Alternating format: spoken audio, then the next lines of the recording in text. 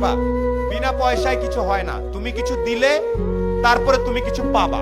এটা সবচেয়ে আমাদের সবার মন খারাপ হয়ে যায়, আমাকে ডাকলো না কেন, আমাকে সম্মান দিল না কেন, আমাকে ট্যালেন্ট পুলে বৃত্তি দিল না কেন, কারণ তুমি ভালো একটা খাতা জমা দিতে পারো নাই। এই জন্যে আমি আবারও ব্যাক করি। আমি সোলায়মান সুখন। আমার কৈশোর পর্যন্ত 16-17 বছর পর্যন্ত ঈদে যদি আমি প্যান্ট নিতাম তাইলে আমার ভাই জামা নিতে পারবে, এইরকম পরিবার থেকে আমি উঠে আসছি।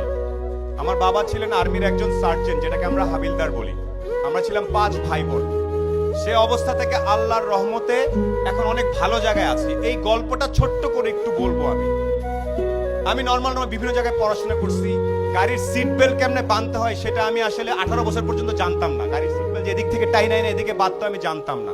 আমি জানতাম না ওই পারফিউমের নাম কি, এগুলো জানতাম না। এখন আমি একটা জিনিস জানতাম, একমাত্র জ্ঞান অর্জন করলে, একমাত্র পরীক্ষার রেজাল্টগুলো ভালো করলে সামনে কোনো না কোনো ভাবে আমার জীবনে পরিবর্তন আসতে পারে।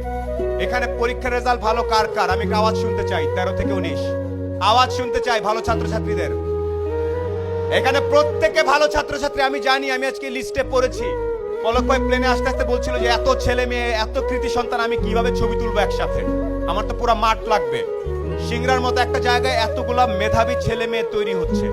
একটা সাজেশন তোমাদের সবার প্রতি, যারা তরুণ এখানে, যখনই চিন্তা করবা এনি টাইম, তোমার বয়স 14, তুমি একভাবে চিন্তা করবা যে আমি, আমার বয়স 14, নিউ ইয়র্কের একটা 14 বছর, আমেরিকার একটা 14 বছরের ছেলের সাথে যদি আমি 1 ঘন্টা কথা বলি, ও জিতবে নাকি আমি জিতবো।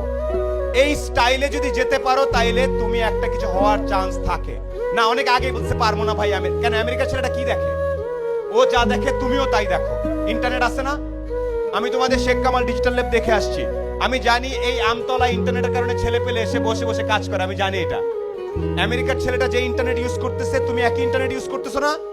কে কে আওয়াজ? না ভাইয়া, আমি তো ইন্টারনেটে খালি গান দেখি আর একটু ফেসবুক করি, তাইলে হবে না। আবার একটু বলি কিছু কিছু বেসিক জিনিস। আজকে এই প্রোগ্রাম নাচা গানা শেষ হয়ে সবাই চলে যাওয়ার পরে বাসায় যাবা, শাওয়ার নিয়ে ঘুমানোর আগে একটু দাঁড়ায় বলবা, একটা লোক আসছিল কালো করে, ভাঙ্গাচোরা, দেখা তো খুব একটা ভালো মনে হলো না, বাট উনি একটা কথা বলছে, আমি যদি নিজেকে পৃথিবীর যে কোনো মহাদেশের 14-15 বছর একটা ছেলে বা মেয়ের সাথে সমান সমান দাঁড়ায় 1 ঘন্টা কথা বলার মতো ক্যাপাসিটি না থাকে, তাহলে আমি আর অনেক পিছায় আছি। এই সাহস কার কার আছে? আমেরিকার একটা ছেলের সাথে 1 ঘন্টা, আয় বাবা তোর সাথে